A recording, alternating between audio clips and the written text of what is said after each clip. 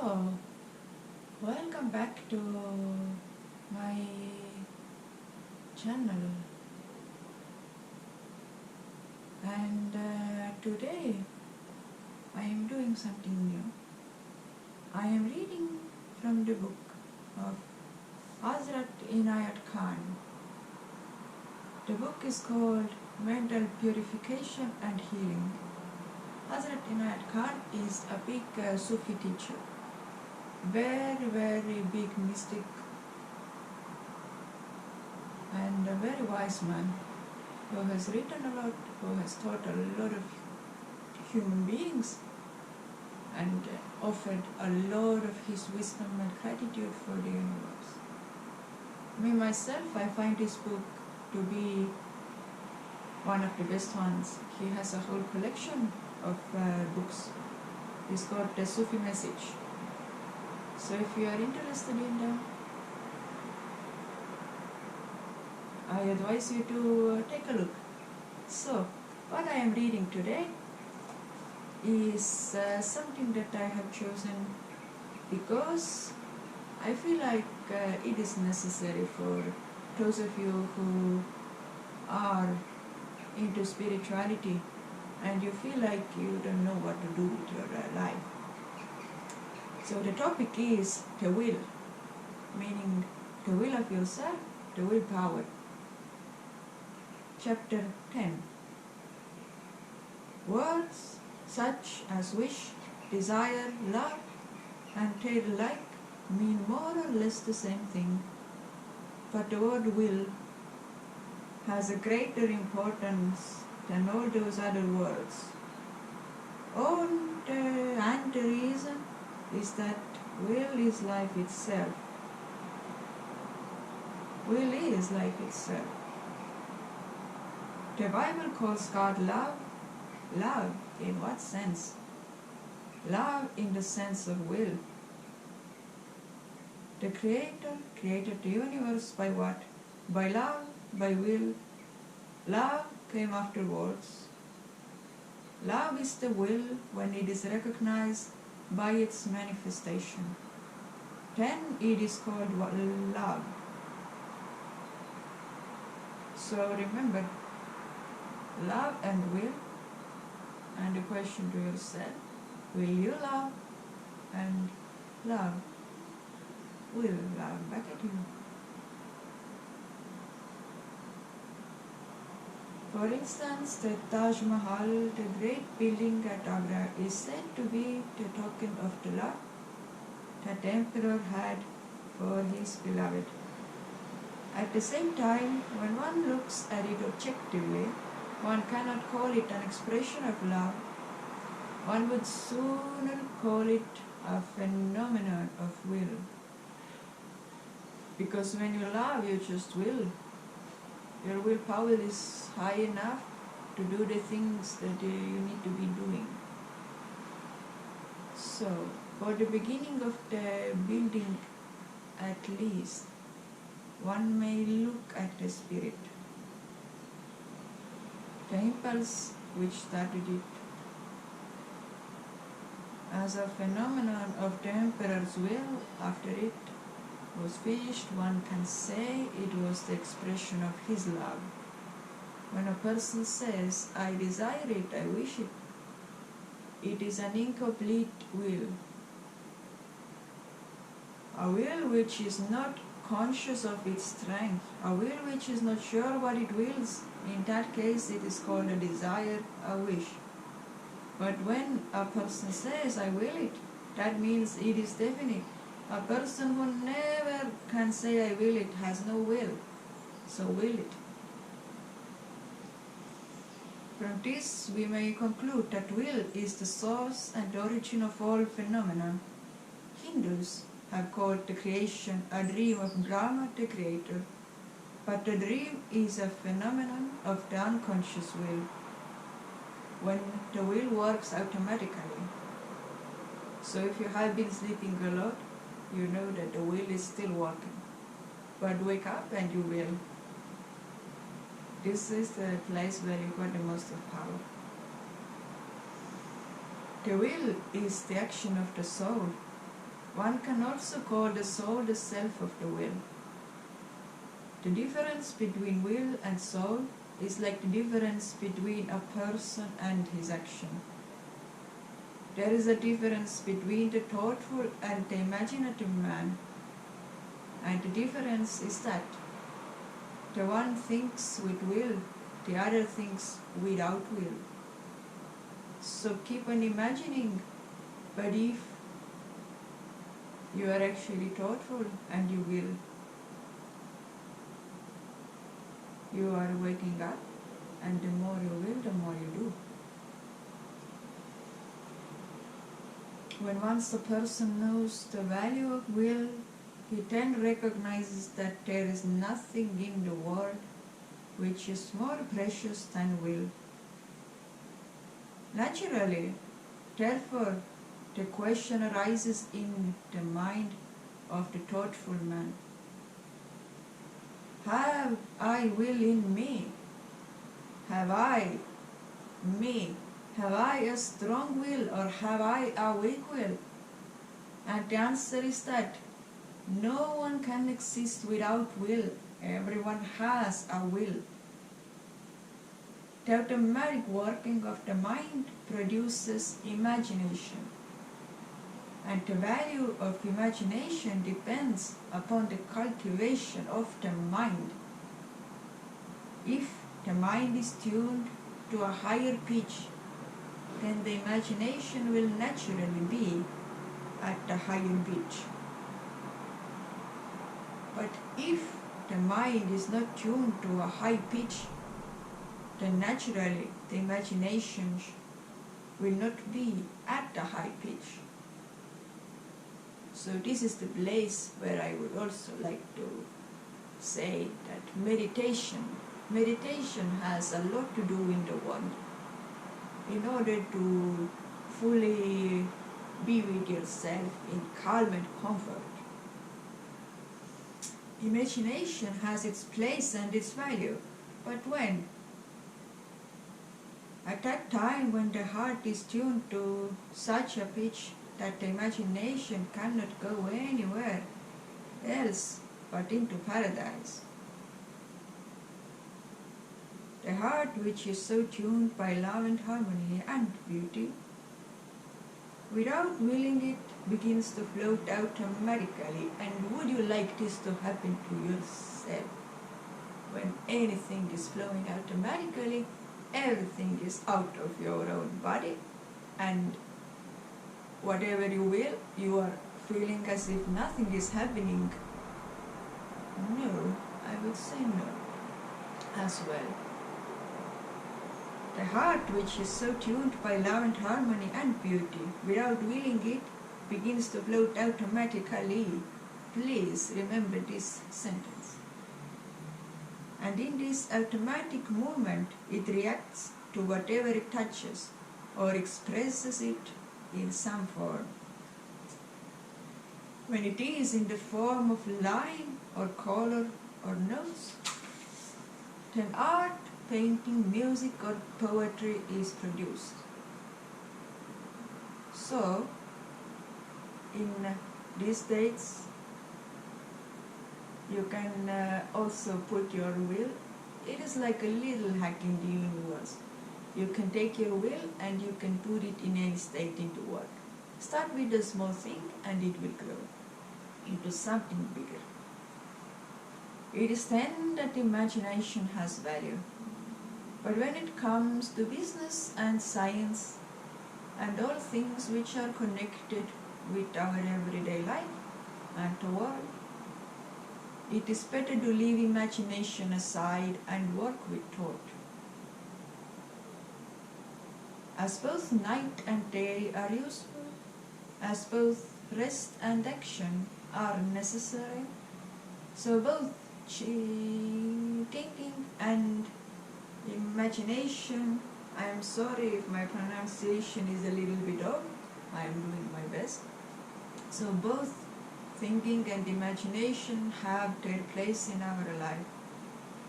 For instance, if a poet used his will to direct his imagination it would become a thought and would become rigid. The natural thing, and to all of the poets, I advise you to work with the heart, because poetry from the heart is the most beautiful thing in the whole world.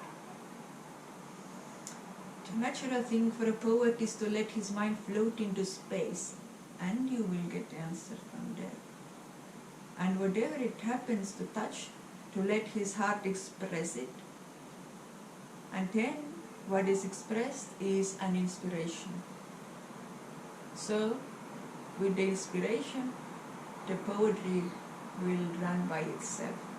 The cosmic poetry, as I have also done myself a little bit,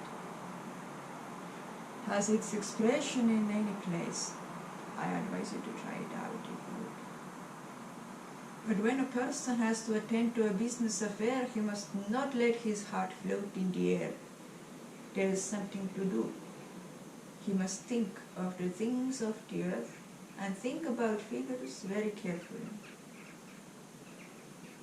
Then we come to the question of how we can maintain our will. The nature of the life we live is to rob us of our will. So why is that so? You ask from yourself. Not only the struggle we have to undergo in life, but also our own self, our thoughts, our desires, wishes, motives weaken our will. So if we are floating around and air-headed, we want to do many things all at the same time, this is the place where we have to conclude to one thing, to the oneness and the strongest energy that there is. Just work with it at this moment.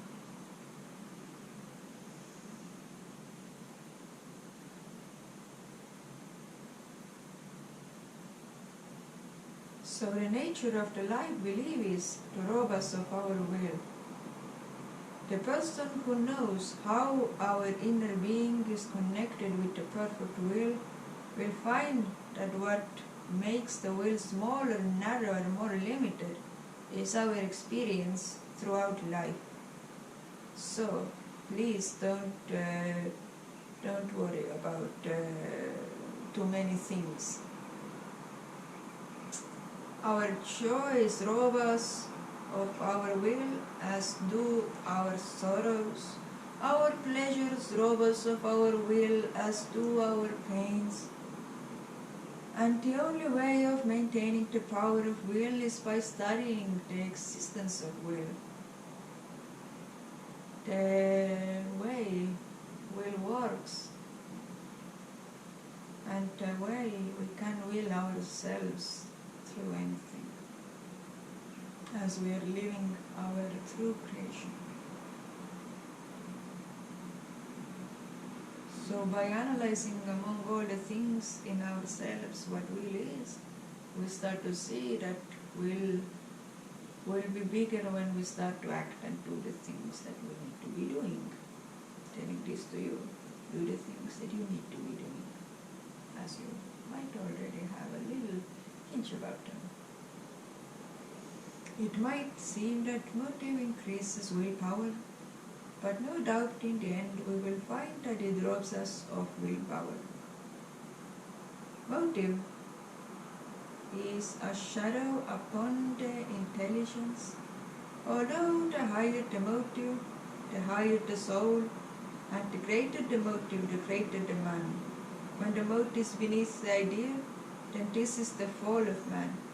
And when his motive is his ideal, it is his rise.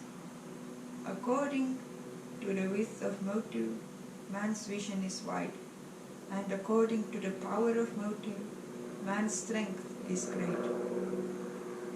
Furthermore, there is an English saying, man proposes, God disposes. One is always faced with a power greater than oneself, which does not always support one's desire. And naturally, a person with will faced with a greater power must sooner or later give in and be impressed by the loss of his own will. This is only one example, but 100 examples could be given to show how one is robbed of one's will without realizing it. Very often a person thinks that by being active or determined he maintains his will, and that by being passive he loses his will. But it is not so. Where there is a battle, there is an advance and there is a retreat. By a retreat, one is not defeated, and by an advance, one has not always succeeded. A person who exerts his will all the time strains it and exhausts it very soon. It is like being too sure of a string that one has in one's hand while rubbing it on the edge of a sharp stone. Very often one sees that people who profess great willpower fail much sooner than those who do not profess it.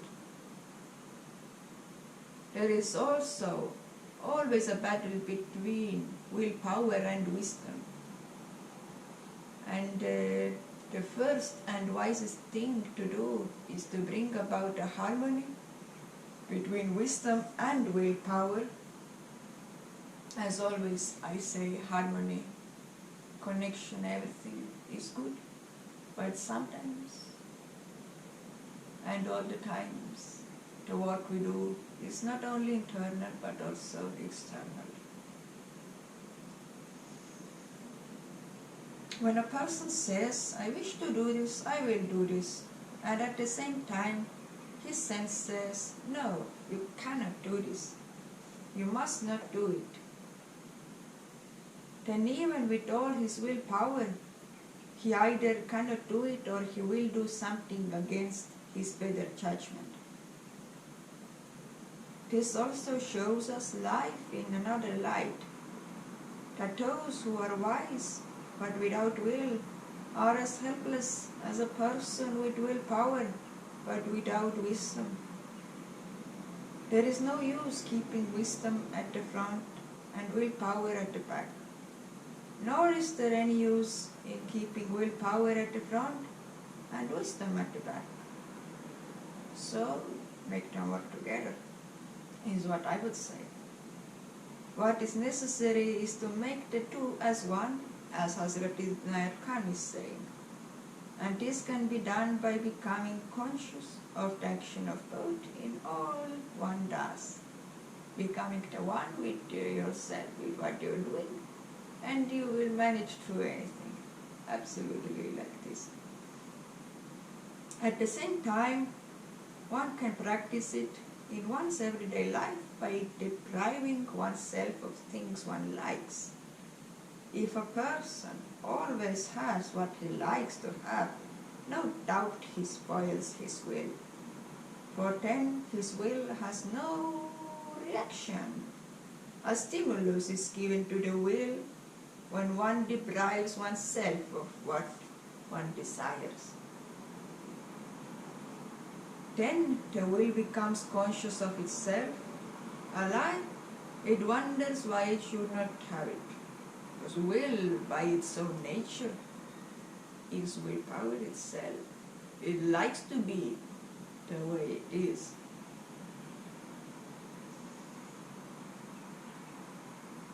For instance, a person wants to have peaches, but at the same time he is very much attracted to the flower of the peach. He thinks the flower is beautiful, and then the idea comes, why not let it remain on the plant? That will make him decide not to pick it. This gives him a stimulus because first, desire wanted to take hold of it, then sense wanted to work with it, and as light comes from friction, so does will come from friction. The power of will is in controlling, in contrast with imagination, which works without control. For if one wants to control it, one spoils it. Nothing in the world, either in the sphere of the mind or on the physical plane, can move without the power of will. But while with one thing the power of will is in absolute control, with the other it is working automatically. There is another enemy of willpower, and that is the power of desire. Sometimes it robs willpower of its strength. Sometimes willpower, by a conflict with desire, becomes strong. The self-denial taught in the Bible generally means the crushing of desires. It should not be taken as a principle, but as a process. Those who have taken it as a principle have lost. Those who have taken it as a process have gained, staying with the heart still. The enemy of sense of wisdom is the lack of tranquility of mind. When the mind is tranquil, it produces the right thought, and wisdom naturally rises as a fountain. The Sufis have therefore taught different exercises, both in physical and in meditative form, in order to make the mind tranquil, so that the wisdom which is there may spring up as a fountain. It is not in disturbed water that one can see one's image reflected. It is in the still water that one can see one's image clearly. Our heart is likened to water, and when it is still, wisdom springs up by itself. It is wisdom and will together that work towards a successful issue. Willpower is systematically developed by first disciplining the body. The body must sit in the prescribed posture. It must stand in the place it is asked to stand in. The body should not become restless, tired by what is asked of it, but it should answer the demands of the person to whom it belongs. The moment the Sufi begins to discipline the body, he begins to see how undisciplined it always was. When he finds out that his body, which he has always called mine, myself, and for whose comfort he has done everything he could, that his infidel seems to be most disobedient, most faithless. After that comes the discipline of the mind. This is done by concentration. When the mind is thinking of something else and one wishes it to think of one specific thought, then the mind becomes very restless. It does not want to remain in one spot, where it has always been without discipline. As soon as one disciplines it, it becomes like a restive horse that one has to master. And mastering is important for all beings who are on spiritual path, just to put it in. The difficulty starts when one tries to concentrate. It begins to jump, while at other times it only moves about. This happens because the mind is an entity.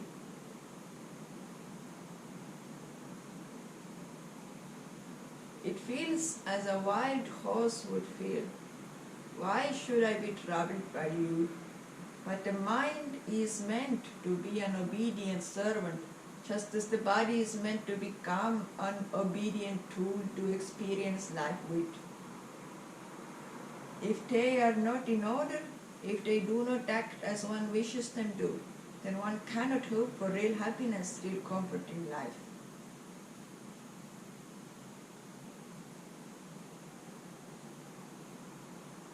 So I will repeat, the difficulty starts when one tries to concentrate and it begins to jump.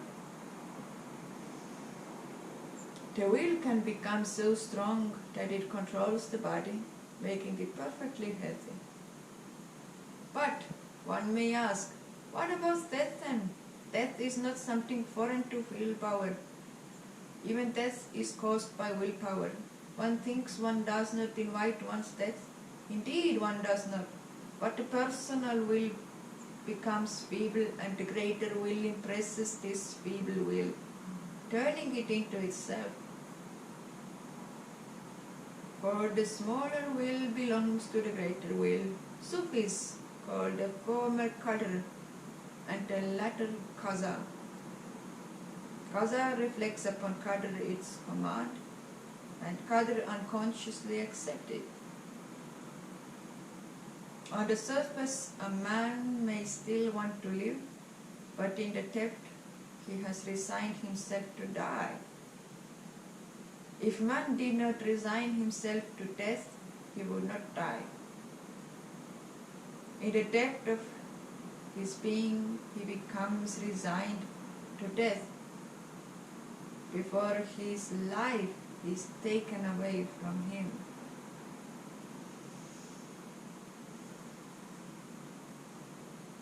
Resignation of the human will to the divine will is the real crucifixion. After that crucifixion follows resurrection, as I have said in many of my videos of being resurrected myself, and helping others in similar situations to be resurrected, helping dear souls to feel comfortable on the planet Earth again when they have lost something precious to them called life. So I will continue. One can come to this by seeking the pleasure of God, and it is not difficult. Once one has begun to seek the pleasure of God, it is only when one does not begin to try that one does not know what is the pleasure of God. But apart from this, there is another lesson which the Sufis have taught, to seek the pleasure of one's fellow man, and this is the very thing that man usually refuses to do. He is quite willing to do the pleasure of God, but when one asks him to seek the pleasure of his fellow men, he refuses. And why is that so? If we see God in every human being, in every being on the planet Earth, we will see God everywhere.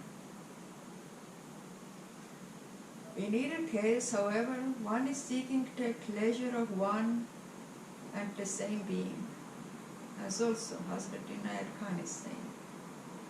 One begins with resignation, but once one has learned to be resigned in life, and when one is tuned to the divine will, one does not need to be resigned, for one's wish becomes the divine impulse. So, this is the end of chapter 10, but I would like to continue. Therefore, I will take chapter 11 as the mystic relaxation as my next idea to read to you. Mystic relaxation is of the greatest importance for the whole spiritual culture. It is based and built upon this one subject. And yet there is so little spoken and written about it. It has been experienced and studied by the seekers after truth of all ages, and it is by the full understanding of this subject that they attain to greater power and inspiration. Life is rhythm. This rhythm may be divided into 3 stages, and by seeing that this chapter has immense beauty and profound wisdom inside it, I feel like I would like to make apology and saying that I am actually very, very happy to take this subject as my next idea of what to express with the help of different teachers' books, and to go on a journey of mysticism with you and me. So, a little bit of fun. Starting with the chapter is good enough, but I do not want to diminish it. So, I wish you to stay with the wheel right now. And the mystic relaxation will be the next thing I will be focusing upon. So, I apologize if there has been a little bit of something chaotic inside. This is just the nature of the universe, as I have not been used to recording long pieces of work. So I hope that you can understand, and the process that I am going to help you and me go through, the process of book reading, the process of me sitting in the nice little place, which is actually a little bit cold, but this is just for the purpose of waking up. So yes, you are welcome to kindly tune in to the YouTube channel of me, Helena Borealis, from the Northern Hemisphere, and I am doing so many things here. So many plans, so many ideas, and please just accept. Some of it is a bit of chaotic. Some of it is, and I will make videos explaining why it is so. So the process of me making the videos by themselves and watching myself grow through this process of offering genuine, profound, whatever you might call it,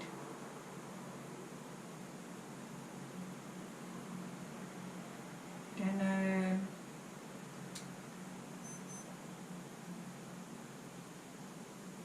just